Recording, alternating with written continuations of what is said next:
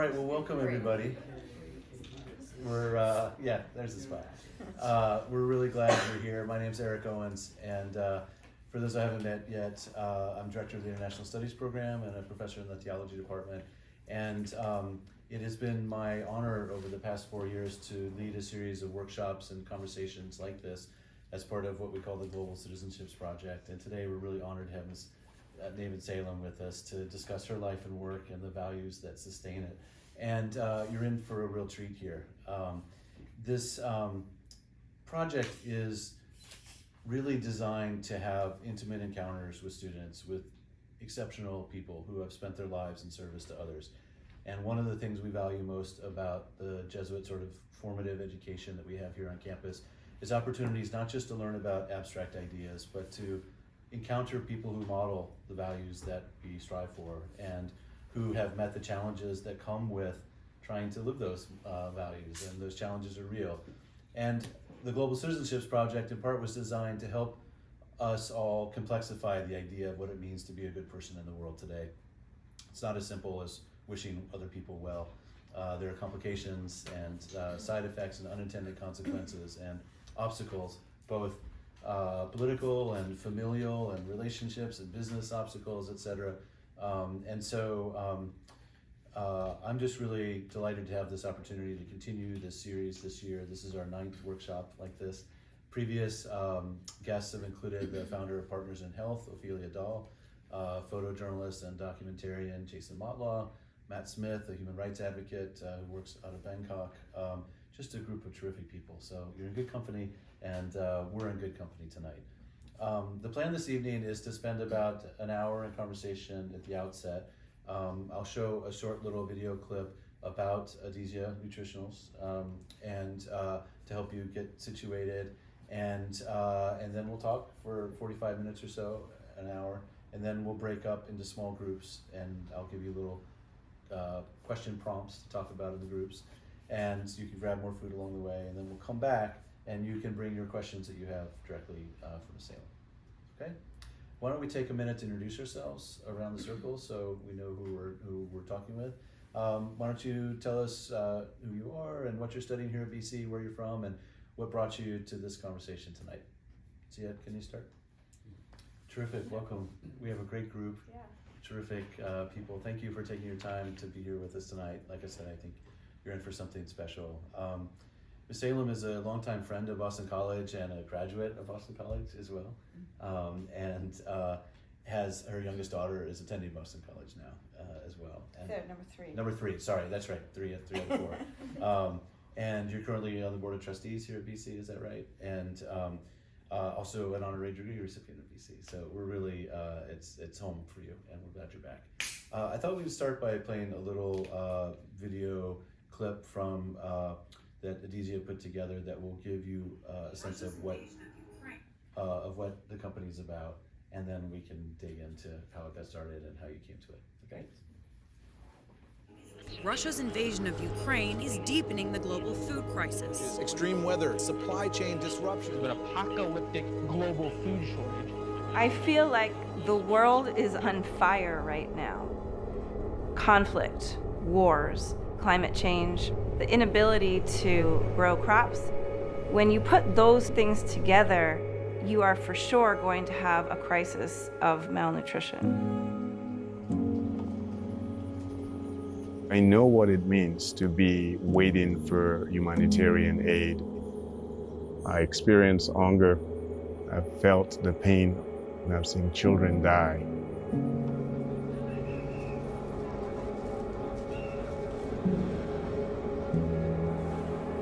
$3 million children every single year will die from malnutrition, and 100% of those deaths are preventable.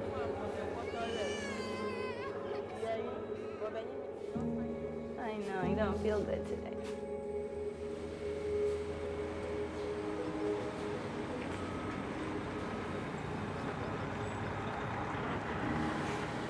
"24 hours a day, we are making these fortified peanut butters that are used to treat all the different phases of malnutrition. It's like food by prescription. you're able to completely transform a child in just 8 weeks. The Edesia community is full of former refugees from 26 countries. The majority of our team has lived through a crisis like this. We have the logistics and manpower to get the shipment all the way to destination. We can directly relate. I have seen kids come from skin and bones to happy children that are gaining weight. They're talking, they're singing, they're dancing. I never thought I was going to be able to make an impact at the scope at which we've done today. When you see the transformation in such a short time, that just fills your soul with hope. We can end malnutrition. That's what motivates us every single day.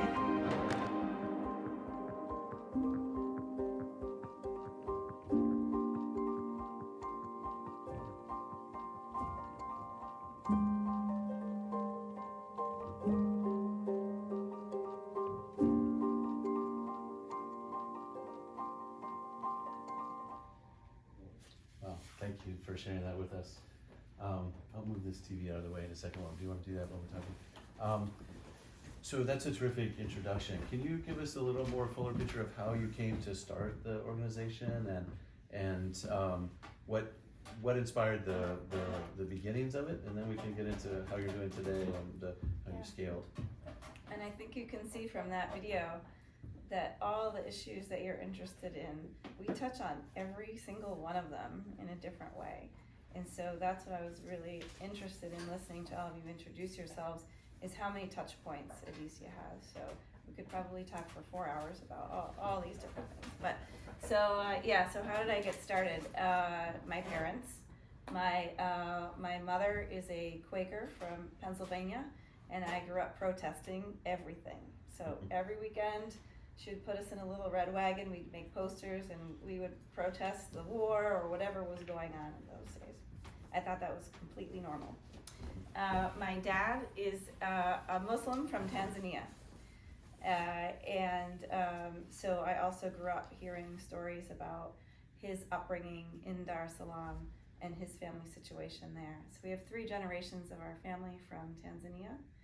And so both of those 2 parts of my brain, are kind of this direct connection to Edesia. And on top of that, my children. So I had 4 daughters in 5 years. And when I took my first trip to Tanzania, they were all under the age of 5. And the population that we deal with is that. And so when I would go to hospitals and clinics and I would see a child that looked like a newborn, who weighed maybe 10 pounds, and then I found out that that child was a 2-year-old, this stayed with me because I knew exactly what a 2-year-old should look like, and it was not that. And I struggled having those twins. Hallie's a twin. I had every resource that I could imagine. I had a CVS down the street, a grocery store, a house, running water, and I found it difficult. And I wondered, how do mothers survive through all these incredible obstacles? And how can it be that children are dying in this day and age from something that is, we know the answer, we know the solution, we have all the tools, we don't need to do any research. We can save their lives if we just took action. And so that urgency hit me right then and there. And I was in a hospital in Dar es Salaam, and I remember hearing the cry of a mother who had just lost her child. And I can still see her, and I can still hear her voice. And I was like, I've come to Tanzania completely unprepared for what to do, but I'm gonna go back home and figure out what needs to be done to make sure that this doesn't happen anymore. And so that's what set me on my journey. And certainly with all those little girls, I did not have the free time to be able to start a business. On top of that, it was like, it ended up being the Great Recession at the same time, 2008. So there were a lot of things saying don't do this. But I just remembered that what if that was my child, and would I just turn back, go home, and say there's nothing we can do about it, or could I try to figure it out? It's a powerful moment of commitment to have that personal feeling that's tied in with your family, etc. How did you then move from that point of commitment that something ought to be done to this is what I ought to do? This is the area as opposed to medicine, or as opposed to technologies or better distribution, or why this? Yeah, because so I traveled with a bunch of NGOs when I was on that trip, and I wanted to learn from others what their mandates were, what they stood for, what they cared about, and how they did it. And so I went to very traditional NGOs, so they were dealing with water and HIV and education, and this was 14 years ago, so there was a lot of talk about those topics. They're all very important, but somebody was doing something about it. And one of the areas, one of the places I wanted to stop during my travels was to a factory. And they're like, oh, no, that's not on the agenda. You can't go to that factory. I'm like, no, we're passing by. I really want to go. And I don't even know what made me say I really have to go there. And so eventually I convinced them. We stop at this factory, and there's a line out the door. And what those people are waiting for was jobs. And I thought to myself, this is the root cause of poverty. Job creation. If we could create jobs, then we'd be handing out paychecks. Then everybody can cover what they need: shelter, food, water, health, school fees, whatever it was. And so I opened the doors into this factory, and there were 3,000 women sitting at sewing machines, and they were making mosquito nets. And I thought, okay, this just keeps getting better. So you're creating jobs, you're handing out paychecks to these women who are going to take care of this money very carefully and use it for their children, but they happen to be making something that solves a major global health problem. What an amazing, beautiful business model to be able to cross these lines so that it's not NGO or business, it's what we now call a social enterprise. Well, that didn't even exist when I was traveling back then. There weren't classes, there was no reference point. But I was like, I want to blur those lines too, but let's take malnutrition that no one is talking about, and let's see how we can apply this business model to this topic that is not being addressed. So I got home from this trip, and I'm a 60 Minutes nerd, and I turn on, and there's Anderson Cooper, and he's talking about Plumpy-Nut. So I had just heard about this product in Tanzania. It didn't exist there, but I heard about it as a treatment. And I come back, and there's Plumpy-Nut again, which is like the strangest word and the strangest food product. And to hear about it twice in literally 2 weeks, I was like, okay, maybe I should learn about this. So the company that kind of created Plumpy-Nut is called Nutriset, and they're based in France. So I was like, well, I'll call them.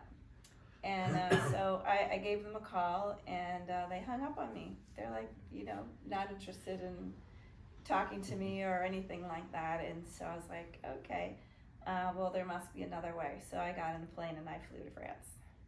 And when you show up on people's doorsteps, it's really hard to get rid of you. And so once I got in the front door, we became friends, and we have been partners for the last 13 years. So Edesia licensed the product and produces it. Can you give us a sense of the scope of the enterprise now? Yeah, so it's been a long time, so don't think like you can, start this up in 6 months. But we are currently in an 83,000 square foot building, and we make 1.5 million of these a day. And so that's basically equivalent to, a full treatment for about 3 million children over the year. So that's that full 8 weeks, and some of them are even longer than that. And so this has grown over time, and we can get to this later, but we're in the midst of a whole giant expansion. But before, we'll stick with the beginnings before we get too far down the road in terms of where we're going next. Mm-hmm. And so, what were some of the early business obstacles? I mean, you've talked about the obstacles of actually just getting the idea rolling. Yeah. But then there are all these other stages. You have to become a manufacturer, and you have to Yeah. find clients who will finance this and Right. send it around. How did you go about working with UNICEF or with other organizations? Yeah. Everything's an obstacle. It's Yeah. supposed to be that way. It's okay. If they had a minor in problem solving, you should all take it, because that's one of the most important skills you can have is, you can't learn everything in college, and so you're going to have to figure things out. And we always say, find a way. We have lives at stake, and so you're not going to know how to solve every problem, but you have to do it. You have to find a way in order to do that. So UNICEF, they said, oh, we don't need a supplier in the United States. I actually did start a factory in Tanzania first, but that commute was really rough. So then I ended up with one in Rhode Island, and UNICEF, the only way you can run is UNICEF has to audit you, but they refuse to come. And so, I was like, do I have to get in a plane again? And so many times I flew to Europe with the World Food Program in order to work with them. They said, you need 3 years of experience. I go, how can I get 3 years experience if I can't even start? So on a plane to Rome, I go and plead my case, and they gave me a waiver, and they said, okay, we'll accept you. But every single person, everyone, it's almost expected that they're going to tell you no. Then you change your message, you change who you're talking to, you change your delivery, change something until they say yes. And sometimes it can be 3 times. And that's like extremely normal. Just keep going back, just tweak something, and eventually they'll say yes if you know you're on the right path. Of course, sometimes you're on the wrong path, in which case you need to change directions. But everything was a problem. So I eventually got UNICEF to come. I eventually got World Food Program on board. This took like a year, and I remember that we were finally going to open this factory, but there was one small problem. We had never actually made a packet of Plumpy Nut yet, and the opening was getting closer and closer. And we worked all weekend. The opening's on Monday at 9 o'clock in the morning. And for some reason, the New York Times found out about it. I certainly didn't call them because I knew we were not ready for the New York Times. So I have members of the U.S. government, I have politicians from Rhode Island, I have the New York Times, and we still have never made a packet of Plumpy Nut. And I was like, okay, so here's what we're gonna do, guys. You are gonna make air, and everyone move around a lot and use the boxes, tape the boxes, move them from here to here. Pretend the conveyor belts are working, and just put stuff into boxes and it'll be fine, And so I give a tour, and I pretend I give tours every day. This is an average Monday morning. I'd never given a tour in my life. And at the same time, the team actually started to make Plumpy Nut.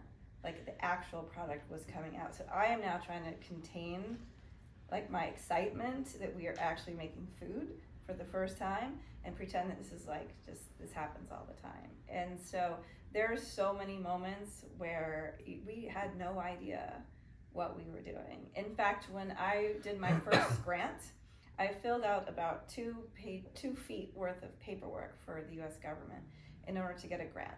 They asked me every question you could imagine. What is your financial policy? I'm like, I don't have one. So I call a friend, I'm like, what do you guys got? You guys have a financial policy at your office? Can you send it over? Change the logo. Okay. Do you have an HR policy? No. Do you have an HR policy? Change the logo.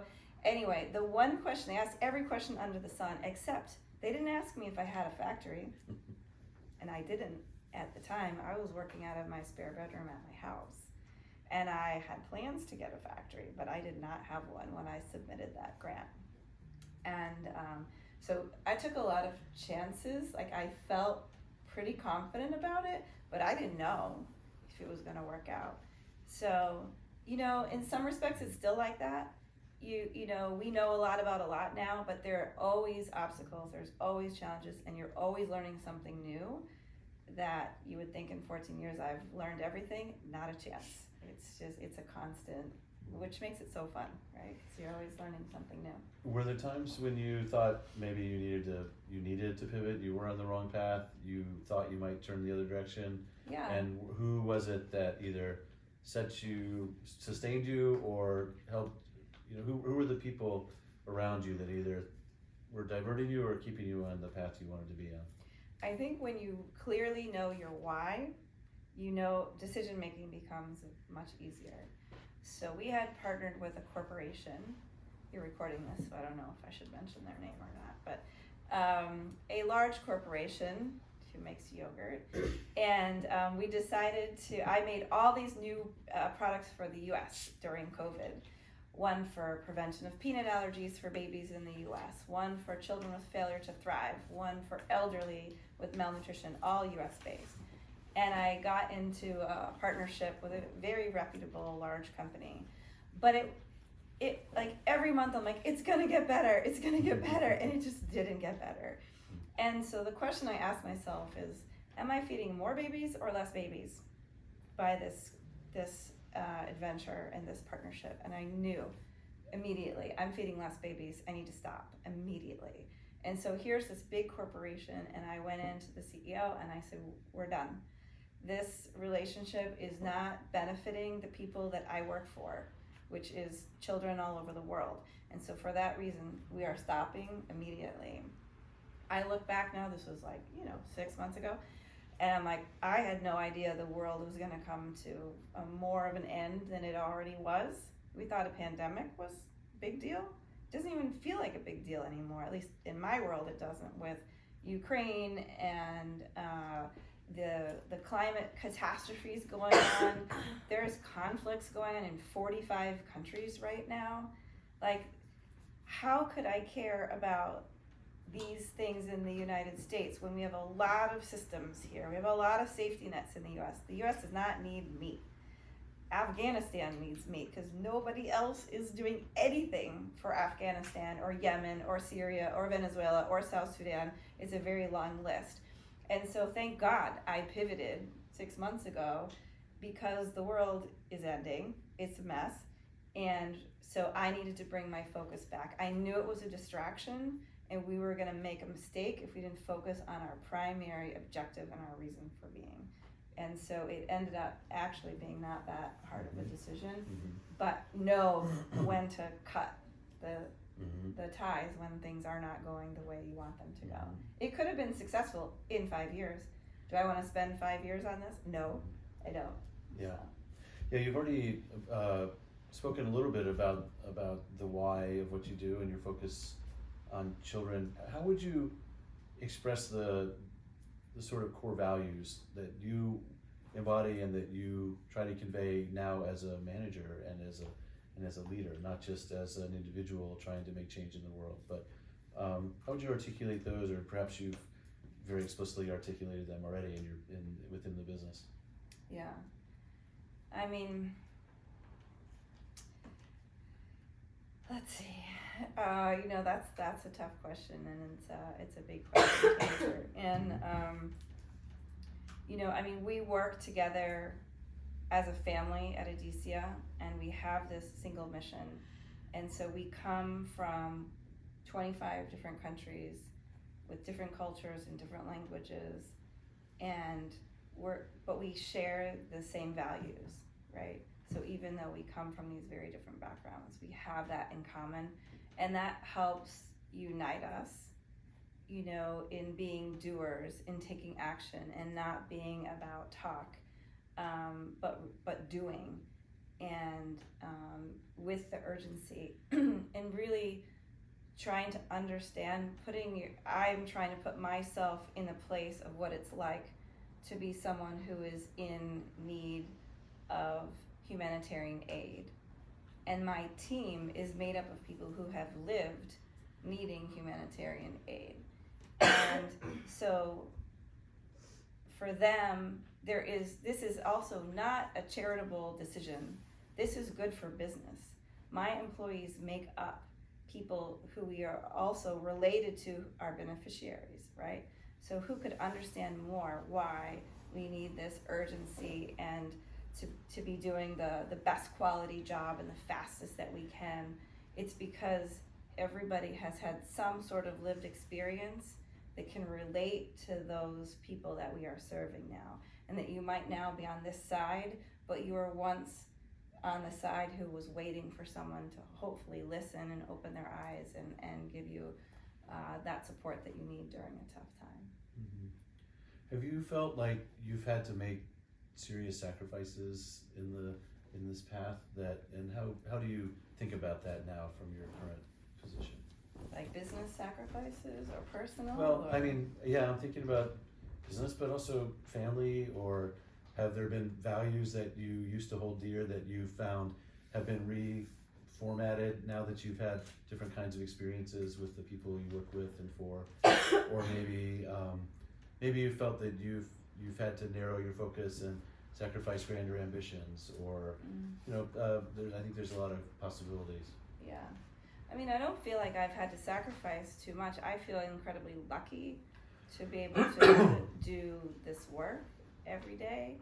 I mean, my mom raised me with the values of, if you see an injustice in the world, do something. You cannot sit on the couch and watch it go by. And so I have been able to take my 4 girls with me all over the world to teach them the same thing, to say you all have magical powers to take action. We all have it. I don't have any superwoman skills. We all possess them. But understanding your responsibility in the world to tackle those injustices and to not see these problems as too big. I get this wonder a lot. Well, isn't trying to end malnutrition, it's too big. How could you even think about something like that? Well, it's not. We reach 25% of the world's severely malnourished children right now. $500 million just came in about a month ago, and to go directly towards severe acute malnutrition.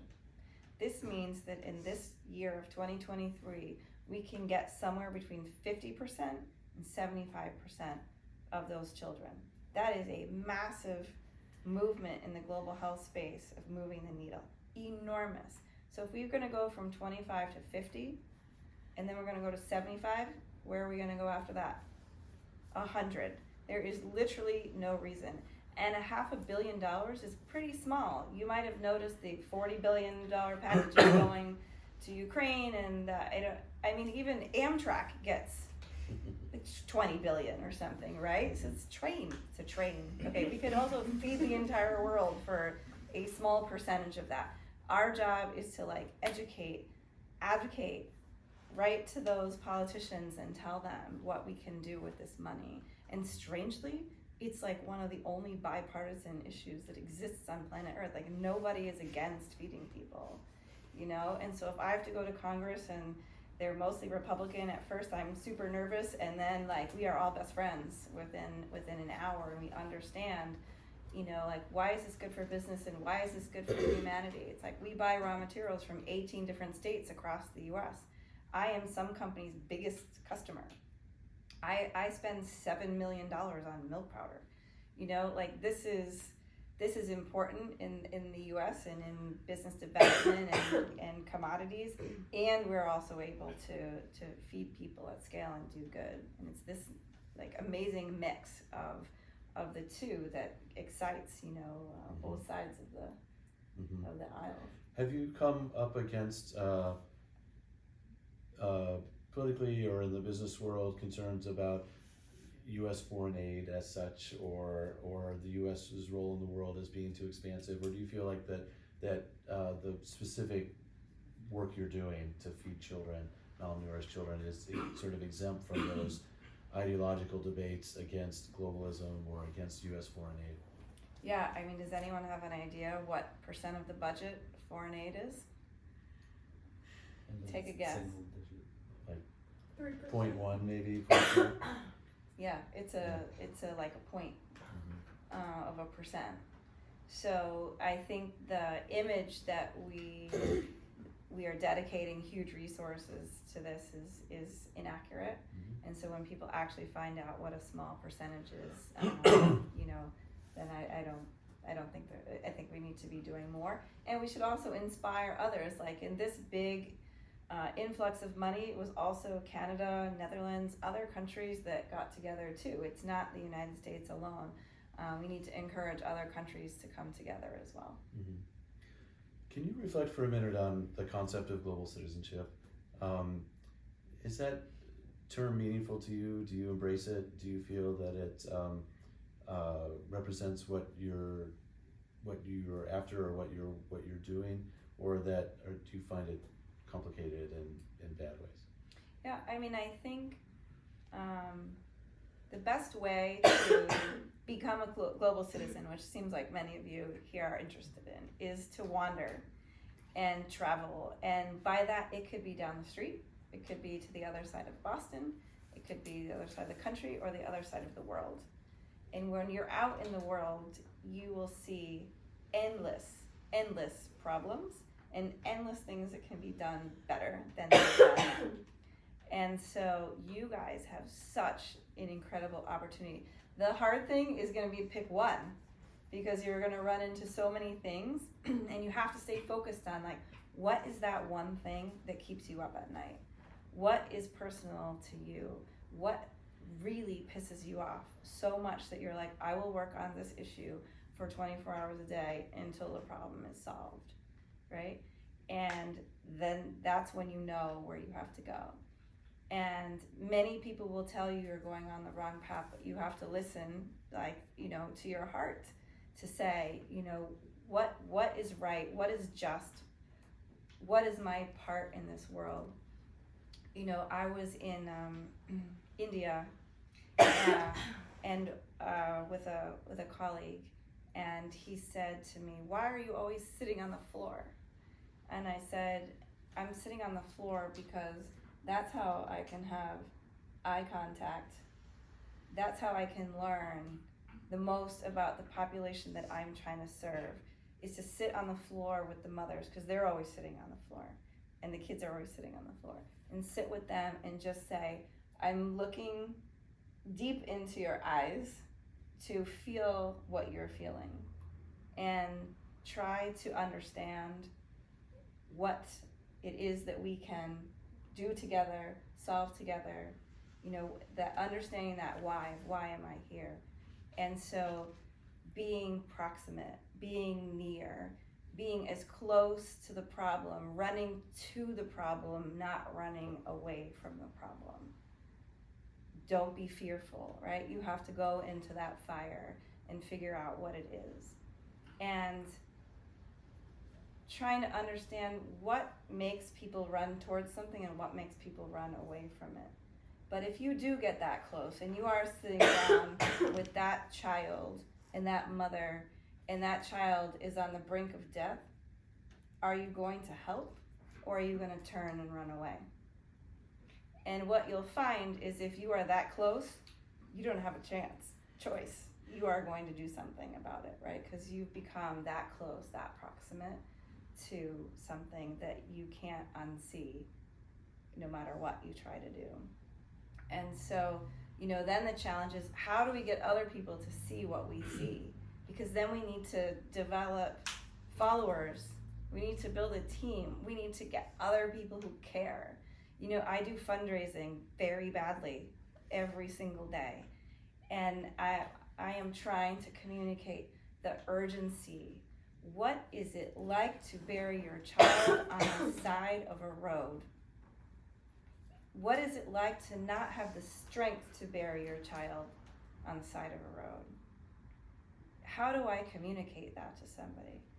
And say, like, in Somalia, we are about to declare a famine. And do you know how many people are completely fine just saying, you know what, my foundation, we only do ag. I'm like, oh, really? What agricultural product would you feed a severely malnourished child who's in the hospital trying to use every ounce of their energy to keep their heart beating? Are you going to feed them corn? They will die. There is only one food that can solve this problem, and our little factory is at capacity. I can't make any more. Every order that comes in from this day forward, because we got a big one today, is no, I'm sorry, I can't help you. The community, the philanthropies, the foundations, they let us down. I didn't do a good enough job convincing them that we have a crisis on our hands right now. And so this is, it's very important in order to get your followers, your base, your support, your team in order to move your issue forwards. It's extraordinarily frustrating. If you think about, I don't know if you guys were watching the news this summer when there was no baby formula. Okay, so you're a parent, you go to the store, shelf's empty. It is the only thing your child can eat. Could you go to the cookie aisle and give them cookies? No. This is the only, so what did we do? We flew planes in from Europe. And that's how we had to get this critical food. We are the baby formula version. That's what plumping is for these kids. So if they go and that food is not there, those children will not survive. So when I was actually, you know what didn't make it into this little film? This was from this summer. I met this mother from Liberia 6 years ago. She had twins. She came into the hospital. She had one. Her other daughter had passed away. And she died because the villagers said, don't go to the clinic. God will take care of this and will make your daughter better. She didn't. She died. So this time she brought her other daughter in. She got Plumpy Nut. Her life was saved. I got to spend 3 days with her. She's 6 years old. So she's going to school. She is adorable and doing everything that a 6-year-old should. And so that is why we know that this is the difference between life and death. When I met her, I said, how are you? How have you been doing since I've seen you so long ago? And she said, I had another set of twins. I was like, oh my God, this poor woman, you know? And so I said, how are they? And she said she had trouble with malnutrition again. You see a lot of twins. It's like hard enough to have one, but when supplies are limited, having two is definitely going to put a strain. And she says, I brought them both to the clinic and there was no supply. And I lost another one. And I was like, okay, so this time, it was on us. That supply chain broke. And that product wasn't there and she lost another child. And so this whole concept of, we have to find a way. So the donors are saying no, they want to support agriculture. Well, I have to keep fighting until somebody says, I hear you, I see what the problem is, we'll help support and make sure that supply chain doesn't break anymore. So just to follow up on this $500 million expansion, you're building a new factory. The $500 million is going to the procurement of this product, and some is going to the programs. So the nurses and the staff that weigh and measure children, that do the distribution, and the educational pieces. So those two pieces are funded, but nothing for the factories. Just while we're talking about nurses, we measure this part of the arm, the halfway midpoint here, for any child under the age of 5. This is the size of their arm when they're severely malnourished. So this red is color-coded with this. So we also make products that are orange, yellow, and green. So when they move to moderate malnutrition, look how much bigger that is. This is in 8 weeks that change happens. And then the objective is to get them out here into the green. And so this little piece of paper is how we're measuring kids all over the world. How do you handle the intensity of all of this? What you're describing is something that tears anyone's heart apart, and you're in the absolute thick of it, both seeing it and pleading to others to see what you're seeing.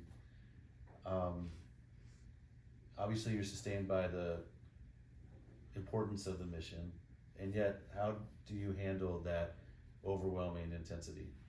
Yeah. So I told this story to Hallie's twin on Sunday. It was her birthday too. And so when my girls were 2 years old, I remember them walking on a beach, and they were each carrying a bucket. And there were some pretty big fish out in the ocean because the bait fish started to jump. It is like raining silver baitfish. And the fish started to come onto the beach. And one of my daughters started frantically picking up as many of these bait fish as she could and throwing them back in the water. And it reminded me of the starfish story. And for those of you who don't know the starfish story, you're nodding your heads, that's good. You know, there's a girl and she throws a starfish into the water, and the old man behind her says, "Why are you doing that? You can't save them all." And she picks up another starfish and she throws it and she says, "But I saved that one." And that's why those interactions with that one little girl who's 6 years old now, I know that the food that we made saved her life. And if I only saved that one little girl, I would feel like I'm successful and I did something. You know, we've gotten to do that 17 million times, but it's really the one, you know, those stories that you remember that you're like, I made a difference in her life. And this mother has already been through hell. And we have, like I said, this magic to be able to make sure that doesn't happen. And so, yeah, it's heavy. I still struggle reading articles. You know, I had a all staff meeting a couple days ago, and I put a picture of a child up there, and I said, who has a 2-year-old or knows a 2-year-old? And people raise their hands, and I rarely show. I'm like, this baby on the screen is a 2-year-old, and that is, even after all these years, I can barely look at that picture and now want to cry. You know, because it seems hopeless. It seems like it's too much. It seems very heavy. And mostly it's like when you can't get people to listen to you. When the Gates Foundation says, we don't fund factories, I was like, do you have any idea the implications of what you just said? That you are the most powerful foundation on earth, and you're supposed to understand global health better than anyone. And you, by saying no, mean that we will not be able to do our job. So that 500 million is for procurement. I cannot make that all without an extra packaging machine. Where do you think it's going to come from? You think anyone can make that quantity of food without some sort of investment in the infrastructure? It's impossible. So we will collectively fail because no one is listening to what the problem is. And that is hugely frustrating. And so I try to stay in control and not yell at people in my fundraising meetings, but I really want to yell at them and shake them. They're like, oh, I'll introduce you to, I'm like, I don't want to be introduced to another single person. I want you to help me. And I want every person who takes an hour of my time to help me. Because if we don't, we will run out of time, and this is going to be a famine declared for sure, because we know we didn't take the right steps. I know we're not taking the right steps right now, and I can't get anyone to listen. In a few minutes, we'll break out into groups where we'll be asking students to reflect on their own values and ambitions to make positive change in the world. I wonder if you might spend a minute reflecting on what you think might help the students in this room prepare themselves to have that kind of fortitude, that kind of determination, the skill sets that it takes to problem solve and to get in front of people and to see a problem that needs to be solved. And you've described it as, you know, deeply complex, you know, geopolitics and climate change and supply chains, et cetera, et cetera.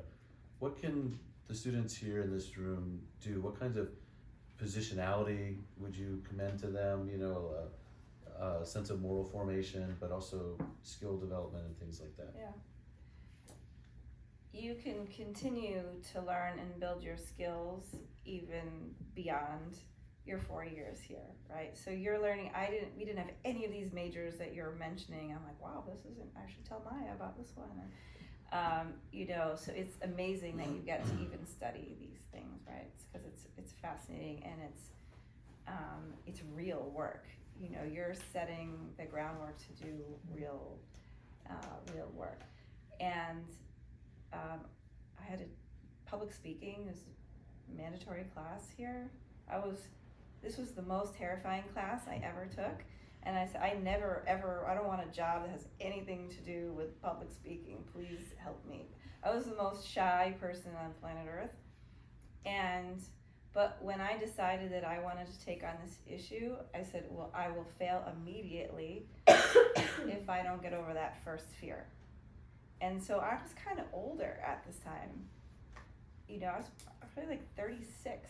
I had another career before that. But when I started Edesia, you know, and so here I am, 36 years old, still trying to get over fears.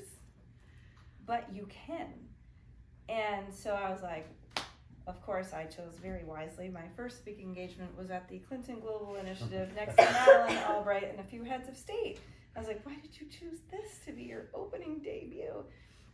And I got up there and I was like shaking and sweating and like terrified. And for some reason I looked out into like this crowd of 500 and I was like, I only have 2 minutes, so if you can all look up from your phones, I would appreciate it. And I was like, where the hell did that come from? But I was like, God damn it, I made it up here. You better listen, because I got some important stuff to tell you all. And, you know, so I also never took a business class. I don't know anything about manufacturing. I never even worked for a nonprofit before. I literally have no skills that qualify me to do the job that I'm doing. Nothing. I did communications while I was here, so I can write. That is like a big part of my job. It is like 5%. So you can keep learning. You should keep learning. Don't let any of that slow you down. Now you can learn on the job. You can learn a lot on the job, and you can teach yourself, and you can overcome things that you thought were never possible. You can, back to if you know your why and you feel so strongly about something and nothing is going to stop you, then you can absolutely do anything that you set your mind to. Well, this is a terrific opening for us tonight. Thank you so much. Let's take a few minutes. You can grab a little more food if you like, and we're going to break up into small groups. We've